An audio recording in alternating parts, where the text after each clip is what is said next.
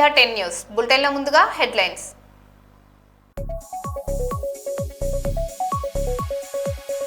48 గంటల్లో ration card, త్వరలో ఒంటరి మహిళలకు పెన్షన్లు, మంత్రి పొన్నం ప్రభాకర్ ప్రకటన.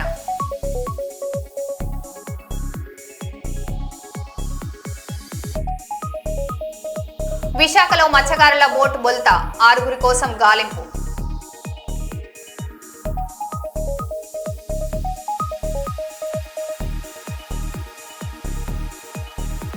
మంచిర్యాల జిల్లా కోటపల్లి కేజీబీవీ విద్యార్థిని అదృశ్యం, గాలింపు చేపట్టిన పోలీసులు.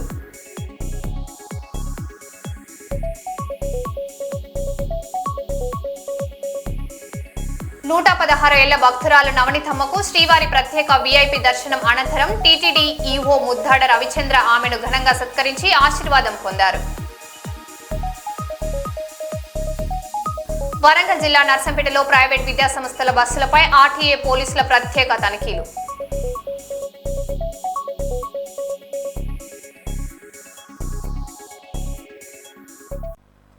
ఇక వివరాల్లోకి వెళ్తే, భువనగిరిలో ఈ నెల 5న నిర్వహించనున్న రాజ్యాధికార సమరభేరి సభను విజయవంతం చేయాలని all India OBC JAC chairman సాయిని నరేష్ పిలుపునిచ్చారు. హన్మకొండలో సమరభేరి గోడ పత్రికలను ఆవిష్కరించిన ఆయన ఎస్సీ, ఎస్టీ, బీసీ, మైనార్టీ వర్గాలు పెద్ద ఎత్తున పాల్గొనాలని కోరారు. బహుజన రాజ్యాధికార సాధన కోసం ఉద్యమాన్ని బలోపేతం చేయాల్సిన అవసరం ఉందన్నారు.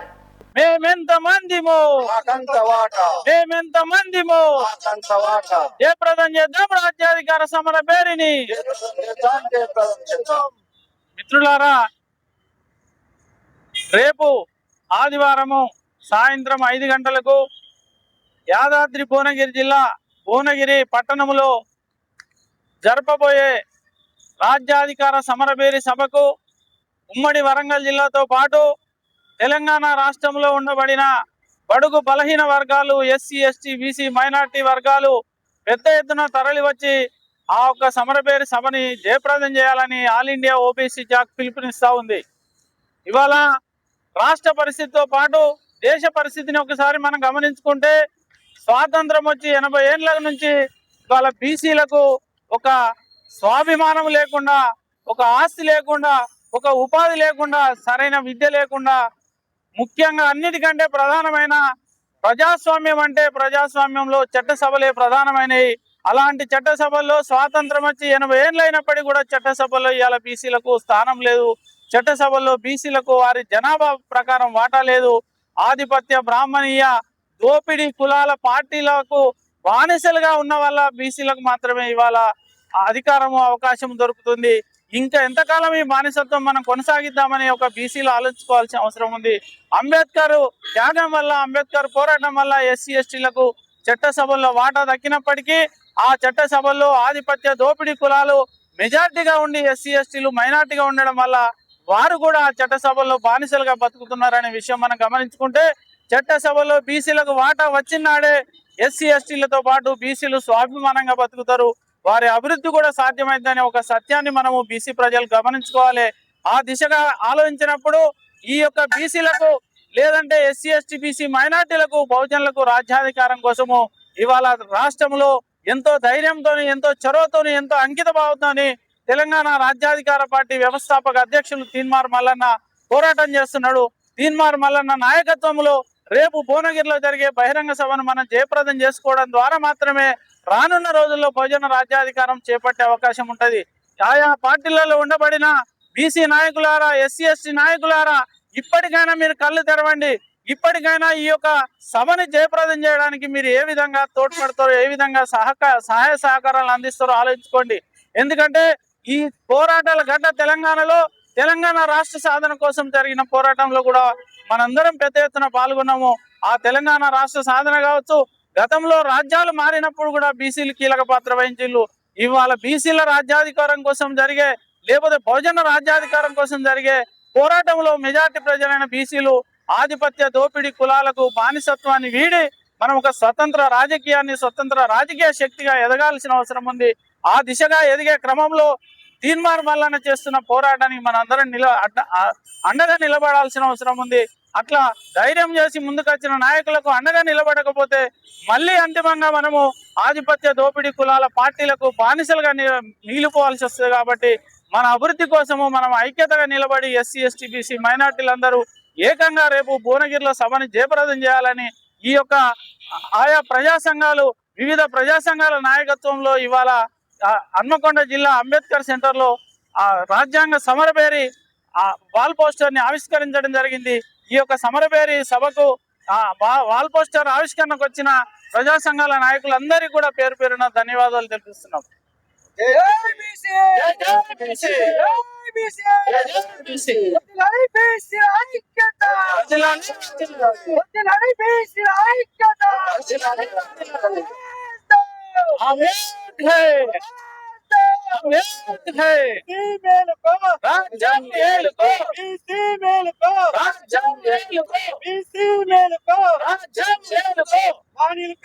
రాజ్యాన్ని సాధిద్దాం సాధిద్దాం కలవగడ రాజ్యాన్ని సాధిద్దాం సాధిద్దాం కలవగడ రాజ్యాన్ని సాధిద్దాం సాధిద్దాం అనాదేశి చలో భువనగిరి అనాదేశి చలో భువనగిరి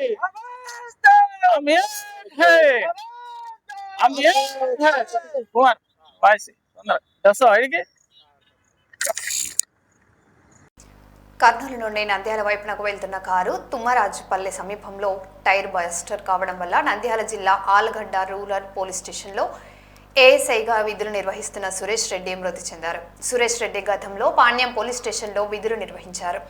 అదే వాహనంలో ప్రయాణిస్తున్న ఎస్బీ కానిస్టేబుల్ నాగేంద్ర ప్రసాద్ రెడ్డికి గాయాలయ్యాయి. క్షతగాత్రులను దగ్గర నుండి శాంతిరామ్ హాస్పిటల్కు తరలించి కేసు నమోదు చేసుకున్న పాణ్యం పోలీసులు.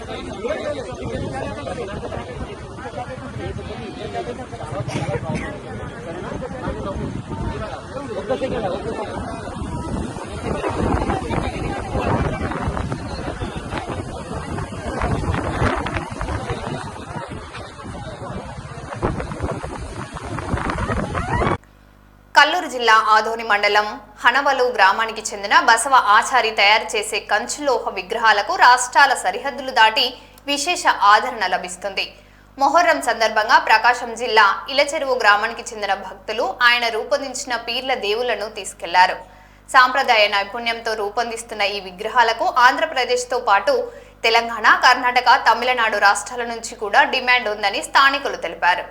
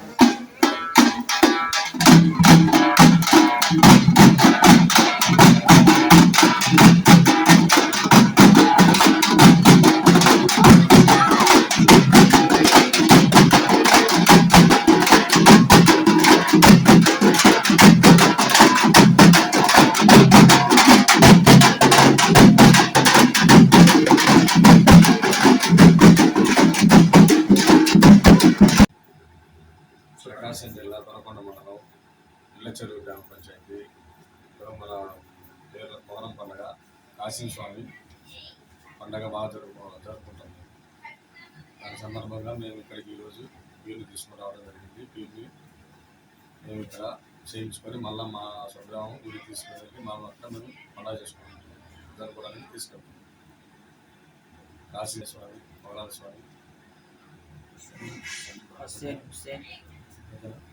మేము బాగా పండగ జరుపుకుంటాం. ఉల్ల చెరువు మా కుటుంబం అంతా చేసుకుంటాము. కాశీం స్వామి, దాదయ్య స్వామి, మొహలాల్ స్వామి, ఆదుర్ల స్వామి వాళ్ళందరినీ బాగా చేసుకుంటాం స్వామి. ఇది మేము ఏది పొద్దుపోయినా వాళ్ళు ఏడుకుంటడం చేసుకుంటూనే ఉంటాం. ఆపము ఎంత దూరాన్ని మేము బాగా చేసుకుని వచ్చినా ఏడ ఆడ చెమరం చేసుకుని వెళ్ళిపోతుంటాం. ఆ ఊరిలో కూడా అది మాకు జరిగింది. ఇప్పుడు మేము చేసుకుంటాం. మెయిన్ అని చెప్పి కర్నూలులో హార్ట్ ఫౌండేషన్ ఆధ్వర్యంలో రీడింగ్ హ్యాబిట్ అండ్ హెల్త్ అవగాహన సదస్సు నిర్వహించారు. ఈ కార్యక్రమంలో మాజీ MP T G Venkatesh, NTR health university vice chancellor doctor Chandrashekar పాల్గొన్నారు. ప్రభుత్వం ద్వారా జరిగే సేవా కార్యక్రమాలే గొప్పవని టీజీ వెంకటేష్ పేర్కొనగా, చిన్నప్పటి నుంచి పుస్తకాలు చదివే అలవాటు పెంపొందించుకోవాలని డాక్టర్ చంద్రశేఖర్ సూచించారు.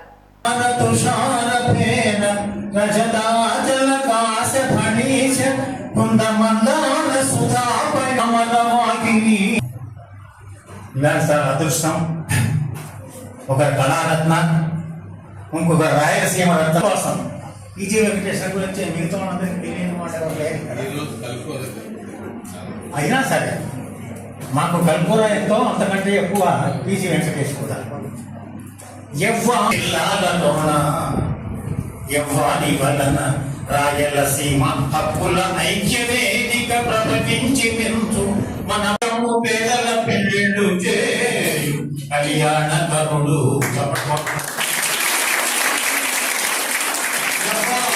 సేవగరిష్ఠుడు సభాసదులారా శతమానమని ఆశీస్సు. డాక్టర్లు చంద్రశేఖర్ గారు, భవానీ ప్రసాద్ గారు, మిగతా వారి బృందం అందరికీ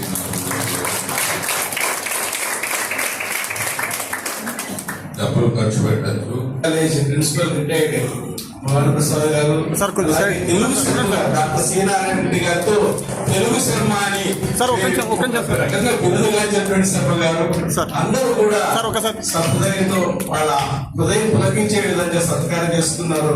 వారి సత్కారం చేయాలంటే కర్నూలు విజ్ఞాన ఖని అన్నాను నేను.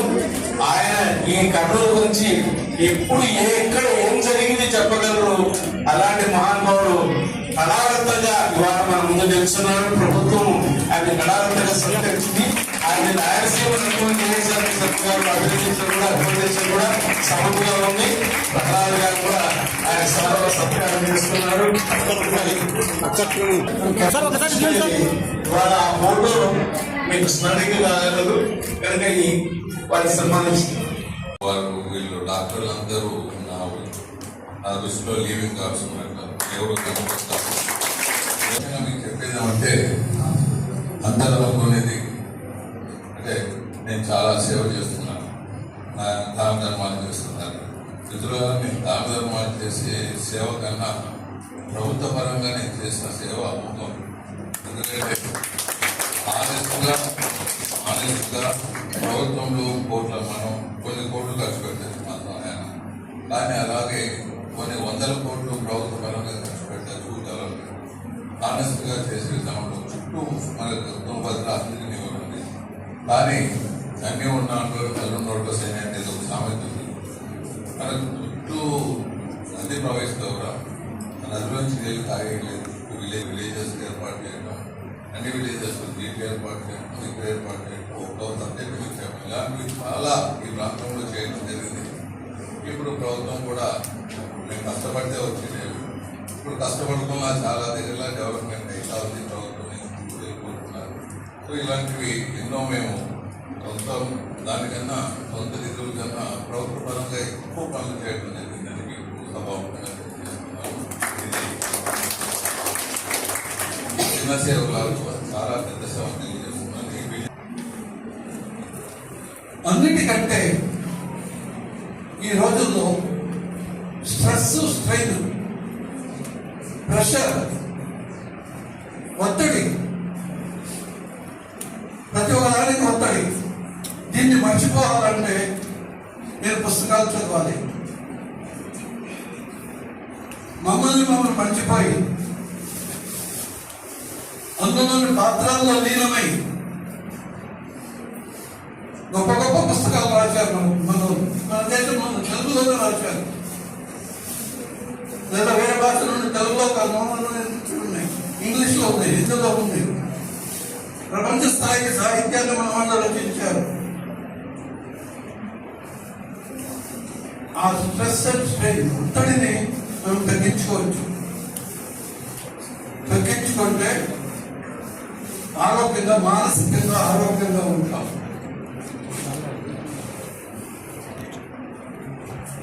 చిన్న వయసులో చదవడం అలవాటు చేసుకోకపోతే పెద్దగా అయిన తర్వాత అలవాటు చేసుకోవడం చాలా కష్టం. ఏదైనా చిన్న వయసులో అలవాటు చేసుకోవాలి.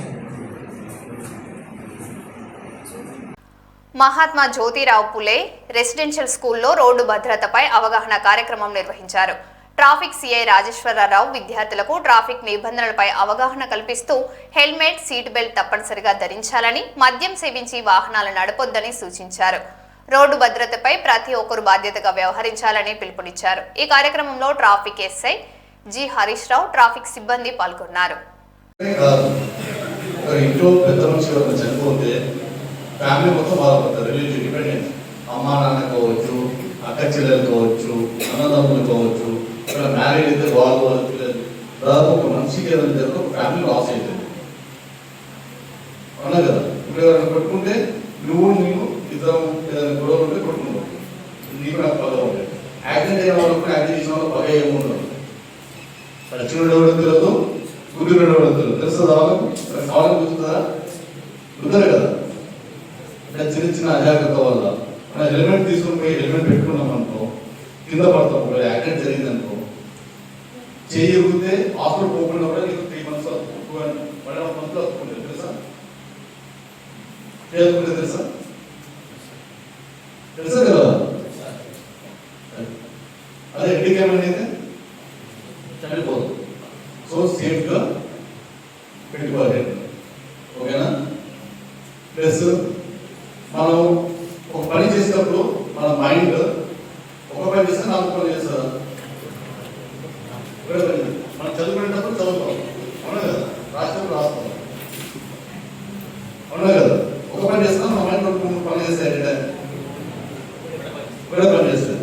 మనం పని నడుపుకుంటూ పోయేటప్పుడు సెల్ ఫోన్ మాట్లాడితే దేని మీద ఇంపార్టెన్స్ ఇస్తాం? ఫోన్ మీద. రోడ్డు ఎవరు చూడాలి? రోడ్డు మనమే చూడాలి, సెల్ ఫోన్ మనమే మాట్లాడాలి. సడన్గా మనం వచ్చిందనుకో, బ్రేక్ వేస్తే ఏమవుతుంది? కింద పడిపోదు, అవునా కదా? అంటే ఒకసారి 3 పనులు చేయవలసి వస్తుంది. మైండ్కు అవుతుందా? తీసుకుంటుందా సార్? దానివల్ల యాక్సిడెంట్ జరుగుతుంది అన్నమాట. అదే హెల్మెట్ పెట్టుకుంటే సెల్ ఫోన్ డ్రైవింగ్ వచ్చినా కూడా మనం బండి ఆపి ఫోన్ మాట్లాడుకొని పోవచ్చు, అవునా కదా?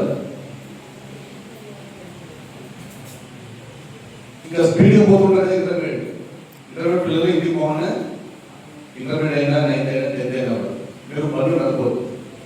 ఎందుకంటే ఇప్పుడు వచ్చే పనులు ఒకప్పుడు టీవీఎస్ ఎక్సెల్, స్కూటీలు, సన్నీ బైక్స్ ఉండేది.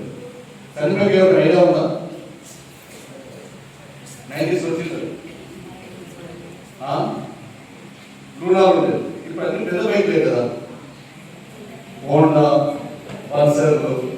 అవి మీ ఏజ్ మీరు ఆఫ్టర్ అవన్నీ స్పీడ్ వస్తుంటే బ్యాలెన్స్ అవుతుంది కదా.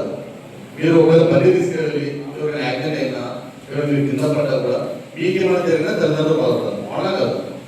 మీరు ఎవరైనా తాకినా కూడా బండి ఎవరి పేరు మీద ఉండదో వాళ్ళు జరుగుతుంది.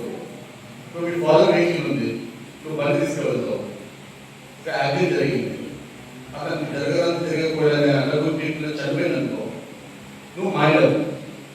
మన మైనర్ పిల్లలు ఏంటి తీసుకుంటే మైనర్ కాదా? మనం బండి నడపదు, మనకు లైసెన్స్ కాదు. బండి ఎవరి పేరు మీద ఉంటుంది? నాన్న పేరు మీద, నీ పేరు మీద ఉంటావా కదా? ఆ బండి ఎవరి పేరు మీద ఉన్నదో వాళ్ళకు శిక్ష పడుతుంది. వాళ్ళు వెళ్ళిపోతారు. అంటే మీకు తెలిసిన తెలియని పొరపాటు మీరు చేసిన దానికి ఇంకా వాళ్ళు సఫర్ అవుతారు అన్నమాట. సో ఎట్టి బస్సులో మీరు పనులు నడవద్దు. మీరు ఎమర్జెన్సీ అనుకున్నప్పుడు నడపండి, జాగ్రత్త పోవాలి. సో నంద్యాల జిల్లా పాణ్యం మండలం గోరుకల్లు గ్రామంలో టీడీపీకి చెందిన పలువురు కార్యకర్తలు వైఎస్ఆర్ కాంగ్రెస్ పార్టీలో చేరారు. జిల్లా అధ్యక్షుడు మాజీ ఎమ్మెల్యే కాటసాని రాంభూపాల్ రెడ్డి సమక్షంలో సుమారు 12 కుటుంబాలు పార్టీలోకి చేరగా వారికి పార్టీ కండువాలు కప్పి ఆహ్వానించారు. ప్రజా సమస్యల పరిష్కారానికి కలిసి పనిచేసి పార్టీని మరింత బలోపేతం చేయాలని కాటసాని పిలుపునిచ్చారు.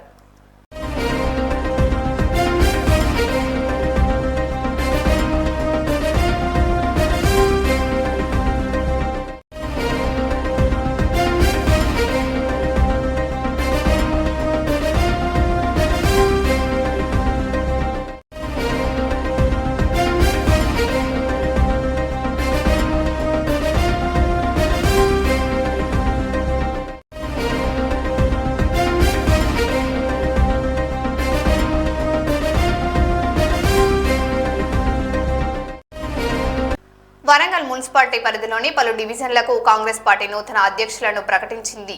హన్మకొండలో ఎమ్మెల్యే కేఆర్ నాగరాజ్ను కలిసి నూతన అధ్యక్షులు కృతజ్ఞతలు తెలిపారు. ఈ సందర్భంగా ఎమ్మెల్యే మాట్లాడుతూ ప్రభుత్వ సంక్షేమ పథకాలను ప్రజలకు చేరవేయడంతో పాటు రానున్న మున్సిపల్ ఎన్నికల్లో కాంగ్రెస్ అభ్యర్థుల విజయానికి కృషి చేయాలని సూచించారు.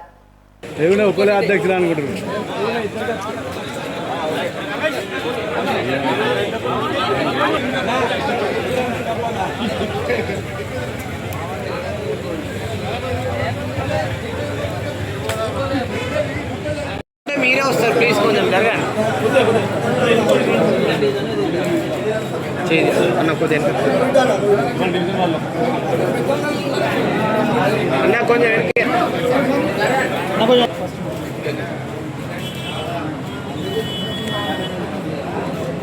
1 minute సార్.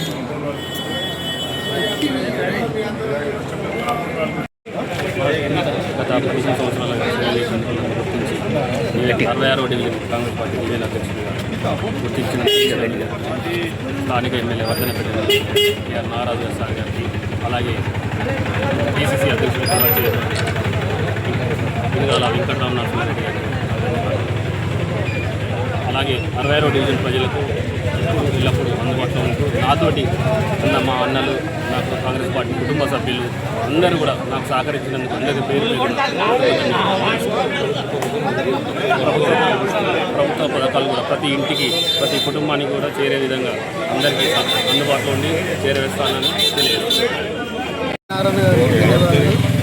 కాంగ్రెస్ పార్టీలో సీనియర్లు గుర్తించి ఈరోజు అన్నట్టుగా పేరు నిలుపుకున్నాడు అన్న. నాకు సీనియర్ నాయకుడు కాబట్టి కష్టపడడానికి నాకు గుర్తించి 3 అధ్యక్షుడిగా నాకు ప్రకటించడం జరిగింది.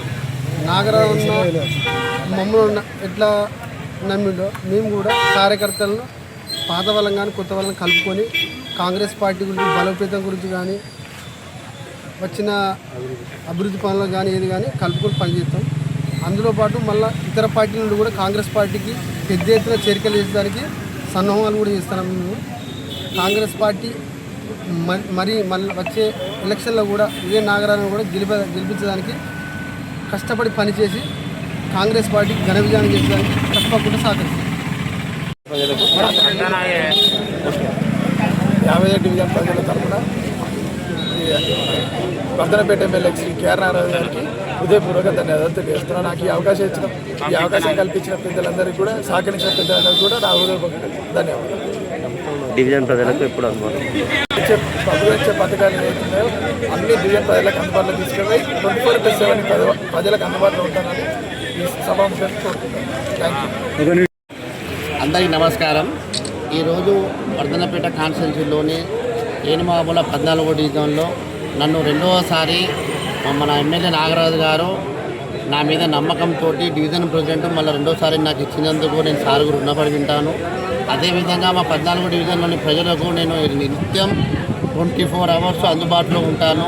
గవర్నమెంట్ నుండి ఎటువంటి స్కీములు వచ్చినా, ఇంద్రమ్మ ఇల్లులు ఏది వచ్చినా కూడా నేను ప్రజలకు దానికోసం నేను ప్రజలకు తోడ్పడుతూ వాళ్ళకు ప్రతి నిధి అందేటట్టు, బీదవారికి కానీ ఎవరికి కానీ ప్రతి ఒక్కటి అందేటట్టు నేను అది ఎల్లవేళలా కృషి చేస్తాను. నా మీద నమ్మకం ఉంచుకొని మా 14వ డివిజన్ ప్రజలు నన్ను మళ్ళీ ఎన్నుకున్నందుకు వాళ్ళందరికీ కృతజ్ఞతలు చెప్తున్నాను. నేను ఎల్ల వేళలా నా ఇంటి తెలుపులు మీకు 24 గంటలు తెలిసి ఉంటుంది. నేను ఎప్పటికీ నా 14వ డివిజన్ ప్రజలకు ఎప్పటికీ అందుబాటులో ఉంటానని నేను ఈరోజు నిన్ను మాటిస్తున్నాను. జై కాంగ్రెస్, జై రేవంత్ అన్న, జై నాగరాజ్ సార్. మరో బులెటిన్లో మళ్ళీ కలుద్దాం. Stay tune.